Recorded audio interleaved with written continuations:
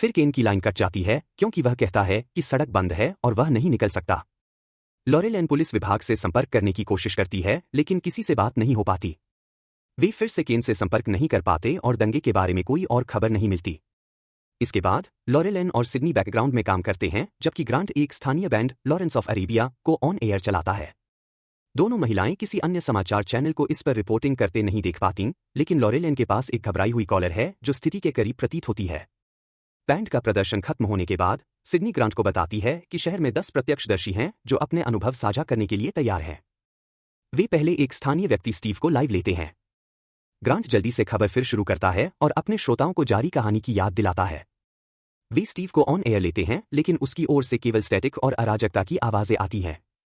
इसके ऊपर बाकी 9 प्रत्यक्षदर्शी लाइन पर नहीं रहते और केन से संपर्क अब भी संभव नहीं हो पाता। लॉरेल एन और सिडनी को अधिक प्रत्यक्षदर्शियों के कॉल्स मिलते हैं। अभी तक कोई आधिकारिक रिपोर्ट नहीं है लेकिन जो जानकारी है वह यह है कि कुल 75 लोग मारे गए हैं और कम से कम 2 गुने लोग घायल हैं। आखिरकार उन्हें ओंटारियो प्रांतीय पुलिस के कांस्टेबल रोसलैंड से सूचना मिलती है। वह बताते हैं कि उन्होंने सुबह 7 बजे एक वरिष्ठ नागरिक सुविधा पर 911 कॉल का जवाब दिया था। बड़ी संख्या में लोग इमारत पर कब्जा कर रहे थे और एक बुजुर्ग महिला के कमरे में घुसने की कोशिश कर रहे थे। उस महिला की चोटों के कारण मौत हो गई और लोग हिटलर और किसी तूफान के बारे में कुछ चिल्ला रहे थे। लेकिन कांस्टेबल की बातें अधिक समझने से पहले लाइन कट जाती है। कुछ देर बाद बीबीसी वर्ल्ड का प्रस्तोता नाइजल उन्हें पॉन्टीपूल में हो रही घटना पर ब्रेकिंग स्टोरी के लिए संपर्क करता है क्योंकि वर्तमान में केवल वही स्टेशन इस पर रिपोर्ट कर रहा है। ग्रांट चौंक जाता है लेकिन जल्दी से नाइजल को जवाब देता है और जो जानकारी उनके पास है वह देता है। नाइजल इसे आतंकवादी हमला बताता है लेकिन ग्रांट ऐसी अफवाहों से बचता है।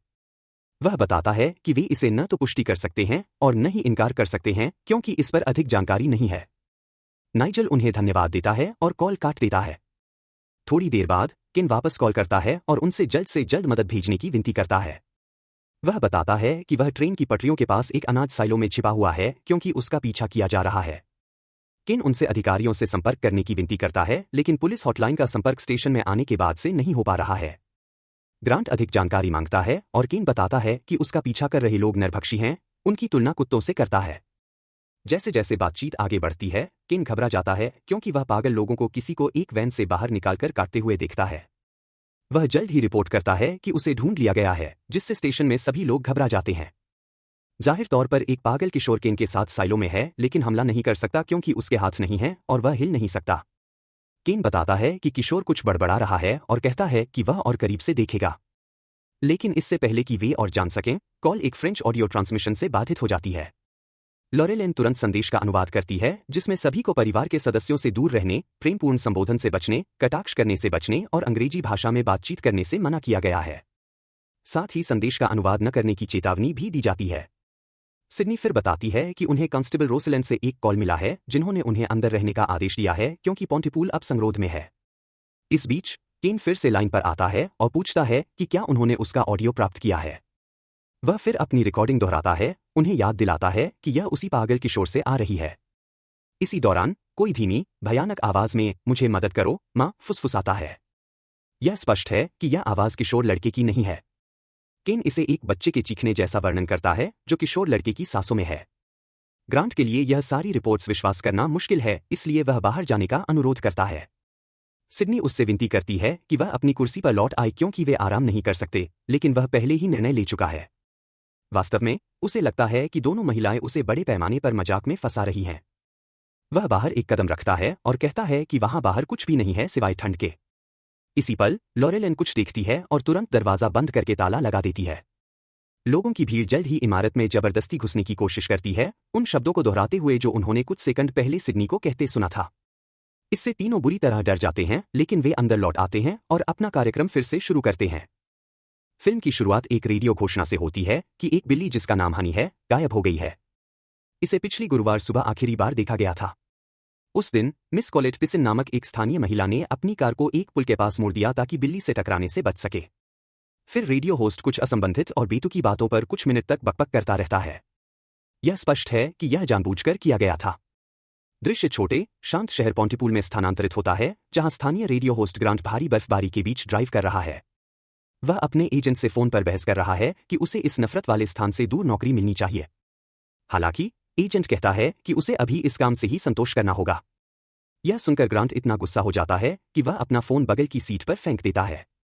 थोड़ी देर बाद उसका फोन फिर से बजने लगता है तो ग्रांट सड़क किनारे का रोक लेता है। वह कॉल लेने वाला ही था कि अचानक एक महिला कहीं से आ जाती है। वह अपने हाथ को पैसेंजर विंडो पर मारती है और खून के बारे में कुछ बड़बड़ाते हुए अंधेरे में गायब हो जाती है। ग्रांट इस घटना से निश्चित रूप से हैरान है, लेकिन वह अपनी राह पर चलता रहता है और जल्द ही उस रेडियो स्टेशन पर पहुंचता है जहां वह काम करता है। अंदर जाने पर स्टेशन की तकनीकी सहायक लॉरेलेन उसे गर्मजोशी से स्वागत करती है। दोनों जल्दी से बातचीत करते हैं और फिर ग्रांट अपने साउंड बूथ में प्रवेश करता है और ऑन एयर हो जाता है। वह श्रोताओं को अपने निर्माता सिडनी ब्रायर और तकनीकी सहायक लॉरेलेन से परिचित कराता है। फिर वह बताता है कि लॉरेलेन को हाल ही में अफगानिस्तान में तैनात किया गया था। यह सुनकर सिडनी हंसती है और उसे एक नौसिखिया कहती है, क्योंकि शहर में सभी जानते हैं कि लॉरेलेन एक युद्ध की अनुभवी है। तीनों के बीच थोड़ी हंसी मजाक के बाद वे अपने ऑन फील्ड रिपोर्टर केन से संपर्क करते हैं। हालांकि जैसे जैसे रेडियो शो जारी रहता है, सिडनी ग्रांट के चौंकाने वाले अंदाज से निराश होने लगती है। वह केन पर व्यंग्यात्मक ताने मारता है और कई स्थानीय मुद्दों पर मजाक करता है। सिडनी उससे अपने काले हास्य शैली को वापस लेने के लिए कहती है, लेकिन ग्रांट अपनी मनमानी करता रहता है और जो भी उसके दिमाग में आता है उसे कहता है। वह सिडनी की बात सुनने से मना कर देता है, इसलिए वह उसे हवा से हटा देती है। फिर वे एक बहस में पड़ जाते हैं जहां सिडनी उसे बताती है कि उसे समाचार साझा करना चाहिए, दर्शकों को चिढ़ाना नहीं चाहिए। वह ऐसी अफवाहों के खतरे के बारे में बात करती है, जबकि ग्रांट अपने काम का बचाव करता है। वह कहता है कि वह केवल लोगों को गुस्सा दिलाने की कोशिश कर रहा है ताकि एक वफादार दर्शक वर्ग बन सके। लेकिन सिडनी उसे बताती है कि छोटे शहरों के लोग अपने गौरव के प्रति सजग होते हैं। उन्हें तथ्यों की आवश्यकता होती है, न कि ऐसा महसूस होना कि प्रस्तोता केवल एक रेडियो शो के साथ एक बेवकूफ है। वह उसे बताती है कि अगर वह इसी तरह जारी रहा तो वह अपने दर्शकों को शर्मिंदा करेगा और उनसे दूरी बना लेगा। इस गर्मागर्म बहस के बाद ग्रांट वापस ऑन एयर जाता है और उस अजीब महिला की घटना का जिक्र करता है जिसे उसने सुबह देखा था।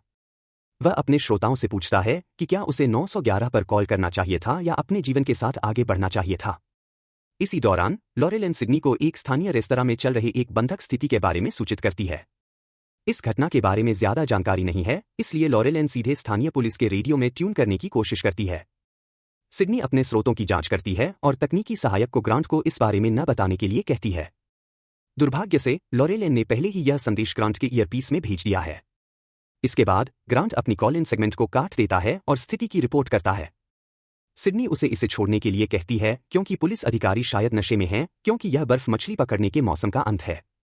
लेकिन ग्रांट इस जानकारी पर केंद्रित रहता है और इसे ऑन एयर साझा करता है, टिप्पणी करता है कि पोंटिपूल में सभी का नशे में होना बहुत आम है। जैसे ही वह यह मजाक कर रहा होता है, उसे अधिक जानकारी मिलती है कि बंधक स्थिति पहले ही सुलझ चुकी है। पुलिस के पास 2 संदिग्ध हैं, जिनमें से दोनों निहत्थे हैं। जिन 3 लोगों को वे बंधक बनाए हुए थे, वे मौके से भाग गए हैं। क्रोधित सिडनी रिकॉर्डिंग बूथ में आती है, जबकि ग्रांट इस पूरे मामले की बेतुकीता पर हंस रहा होता है। वह कहता है कि उन्हें कभी कभी खुद पर हंसना सीखना चाहिए, लेकिन वह बताती है कि कहानी मजेदार नहीं है। जिन पुलिसकर्मियों की वह बात कर रहा था वे शराबी हैं, जो बस अपनी नौकरी बनाए रखने की कोशिश कर रहे हैं। वह यह भी बताती है कि केन, जिसके बारे में ग्रांट ने ऑन एयर मजाक किया था, वास्तव में हेलीकॉप्टर में नहीं है जैसा पहले कहा गया था। वह वास्तव में पास की पहाड़ी के ऊपर अपनी कार में है ताकि हवाई दृश्य मिल सके। केन बस हेलीकॉप्टर की ध्वनि प्रभाव बजाता है ताकि श्रोता आश्वस्त हो सकें कि स्टेशन वास्तव में ऐसी चीजें वहन कर सकता है। इसके बाद थोड़ा गंभीर ग्रांट अगली बड़ी खबर की बात करता है। लेकिन केन एक बार फिर फोन करता है और उन्हें डॉक्टर जॉन मेंडेज के कार्यालय के बाहर हो रहे विरोध प्रदर्शन के बारे में बताता है। वह रिपोर्ट करता है कि सैकड़ों लोग वर्तमान में इमारत को घेर रहे हैं। केन आगे बताता है कि लोग खुद को अंदर घुसाने की कोशिश कर रहे हैं। चौंकाने वाली स्थिति में केन बताता है कि इमारत का एक हिस्सा फट गया है और लोग बाहर गिर रहे हैं, रौंदे जा रहे हैं और मारे जा रहे हैं। चौंकित ग्रांट उससे पूछता है कि क्या वहां कोई पुलिस है और केन बताता है कि वहां ट्रकों, सैन्य वाहनों और हेलीकॉप्टरों का एक काफिला है। जब ग्रांट शोक संदेश पढ़ रहा होता है, लॉरेलेन सिडनी का ध्यान रख रही होती है, जो घबराई हुई लगती है। जैसे ही दोनों महिलाएं बात कर रही होती हैं, लॉरेलेन अचानक मिसिंग शब्द दोहराने लगती है। जब उसे कार्यालय की चाय की केतली की आवाज सुनाई देती है, तो वह उसकी नकल भी करने लगती है। सिडनी उसे घूरती है और अचानक देखती है कि कोई उपकरण कक्ष की खिड़की से अंदर चढ़ रहा है। वह हैरान रह जाती है जब वह व्यक्ति खुद को डॉक्टर मेंडेज के रूप में प्रस्तुत करता है। वह अपनी अजीब एंट्री की वजह बताने की कोशिश करता है, लेकिन लॉरेलेन को केतली जैसी आवाज निकालते हुए देखता है। फिर दोनों रिकॉर्डिंग बूथ में जाकर खुद को बंद कर लेते हैं। लॉरेलेन अचानक होश में आती है और कहती है कि वह ठीक है और दरवाजा खोलने की कोशिश करती है। हालांकि डॉक्टर मेंडेज चौंकाने वाली बात कहते हैं, लॉरेल एन को अभी तक पता नहीं है कि वह उनका शिकार कर रही है। वह दोनों से कहता है कि रिकॉर्डिंग बूथ से बाहर की आवाज को जाने न दें। जैसे ही वह यह कहता है, लॉरेल एन दरवाजा खोलने की कोशिश बंद कर देती है और खिड़की की ओर बढ़ती है। इसके बाद ग्रांट डॉक्टर मेंडेज का इंटरव्यू शुरू करने की कोशिश करता है, जबकि लॉरेल एन रिकॉर्डिंग बूथ की खिड़की पर खुद को मारने लगती है। डॉक्टर कहते हैं कि वह अपने सिर में आवाजें सुन रही है और चीजें हिंसक हो जाएंगी। वह माफी मांगते हैं लेकिन बताते हैं कि उन्होंने अपने कार्यालय में सुबह से यह सब देखा है। कुछ सेकंड बाद केन फिर से कॉल करता है और बताता है कि उसके साथ जो किशोर लड़का था वह मर चुका है। फिर वह अजीब तरीके से सिंपल शब्द को दोहराने लगता है। यह सुनकर स्टूडियो में लोग समझ जाते हैं कि वह संक्रमित हो गया है, तो वे कॉल काट देते हैं। केन की बात करते समय वे देखते हैं कि लॉरेल एन अपना निचला होंठ खा रही है। डॉक्टर मेंडेज ग्रांट से पूछते हैं कि क्या वह निश्चित है कि वह उन्हें सुन नहीं सकती, और वह पुष्टि करता है। फिर वह सोचता है कि शायद वह होंठ पढ़ सकती है, जिससे डॉक्टर को एक विचार आता है। वह समझता है कि यह वायरस रक्त, हवा या शरीर में नहीं बल्कि शब्दों में है, खासकर अंग्रेजी भाषा में। यह वायरस तभी फैलता है जब संक्रमित शब्द सुना और समझा जाता है। यह व्यक्ति की समझ में अपनी नकल बनाकर उसे पागल बना देता है। इसलिए समूह निर्णय लेता है कि वे रेडियो शो को अस्थायी रूप से बंद कर देंगे। इस बीच सिडनी को अपने बच्चों का फोन आता है और बात करते हुए लॉरेल एन फिर से बूथ की खिड़की पर खुद को मारने लगती है। यह देखकर डॉक्टर मेंडेज कहते हैं कि उसके साथ कुछ अजीब हो रहा है, ऐसा कुछ जो उन्होंने पहले नहीं देखा। फिर लॉरेल एन खिड़की पर खून और अपने अंग उलट देती है और गिर जाती है। डॉक्टर को लगता है कि यह तब होता है जब वायरस को अपना अगला शिकार नहीं मिलता। कुछ मिनट बाद कई संक्रमित लोग इमारत में घुस आते हैं, इसलिए ग्रांट लाइट बंद कर देता है और वे बूथ के पीछे छिपने की कोशिश करते हैं। उन्हें उम्मीद है कि इमारत के बाहर लाउडस्पीकर बजाकर वे हमलावरों का ध्यान भटका सकेंगे। फिर तीनों ग्रांट की एक रिकॉर्डिंग चलाने का निर्णय लेते हैं जिसमें वह कहता है, सिडनी ब्रायर जिंदा है। उनकी योजना आश्चर्यजनक रूप से काम करती है, लेकिन डॉक्टर मेंडेज भी सांस लो शब्द को दोहराना शुरू कर देते हैं। डरते हुए कि वह वायरस के शिकार हो सकते हैं, वह अर्मेनियाई में बात करना शुरू कर देते हैं क्योंकि वायरस केवल अंग्रेजी में फैलता है। इसके बाद सिडनी ग्रांट से फ्रेंच में बात करती है, जिसे वह थोड़ा समझता है। वे डॉक्टर को छोड़कर भागने का प्रयास करते हैं, लेकिन एक पीड़ित से टकरा जाते हैं जो सिडनी पर हमला करता है। हालांकि वे किसी तरह हमलावर को मारने में कामयाब होते हैं। जैसे ही वे अपने अगले कदम की योजना बना रहे होते हैं, बिजली चली जाती है और रेडियो पर कनाडाई राष्ट्रगान बजने लगता है। यह संक्रमित पीड़ितों को वापस अंदर ला सकता है, इसलिए दोनों उपकरण कक्ष की ओर बढ़ते हैं, जबकि डॉक्टर मेंडेज उनका पीछा करते हैं। दरवाजा बंद करने के बाद डॉक्टर खिड़की के बाहर से चढ़कर संक्रमित पीड़ितों को इमारत से दूर ले जाते हैं। घंटों बीत जाने के बाद ग्रांट यह समझने की कोशिश करता है कि वायरस कैसे काम करता है। सिडनी, जो अब घबरा रही है, मारो शब्द को दोहराने लगती है। यह देखकर ग्रांट महसूस करता है कि सिडनी वायरस की चपेट में आ रही है, इसलिए वह उसे भ्रमित करने के लिए मारो शब्द को चुमो से जोड़ता है। आश्चर्यजनक रूप से योजना काम करती है और ग्रांट को एहसास होता है कि यह वायरस का इलाज हो सकता है। वह सिडनी को एक आखिरी शो प्रसारित करने के लिए राजी करता है, लेकिन जैसे ही वे अपना कार्यक्रम शुरू करते हैं, उनके आसपास एक विस्फोट होता है। फिर भी ग्रांट बेतुके शब्द जोड़ते हुए बोलना शुरू करता है। सैंपल का अर्थ स्टेपल होता है और सब कुछ पूरी तरह से अलग अर्थ लेता है। वह अपने श्रोताओं से कहता है कि वे जो कह रहे हैं उसे समझना बंद कर दें और बस उसे सुनें। ग्रांट यह भी सुझाता है कि सैंपल एक रंग है, आसमान एक व्यक्ति है और हंसी चल रही है। वह सुनने वालों से कहता है कि सेना डर से लोगों को मार रही है। एक भावुक रेंट में वह चिल्लाता है कि यह दुनिया का अंत नहीं बल्कि दिन का अंत है और साइन ऑफ कर देता है। इसके बाद फ्रेंच में एक काउंटडाउन शुरू होता है और फिल्म सिडनी और ग्रांट के रिकॉर्डिंग बूथ में चूमते हुए समाप्त होती है।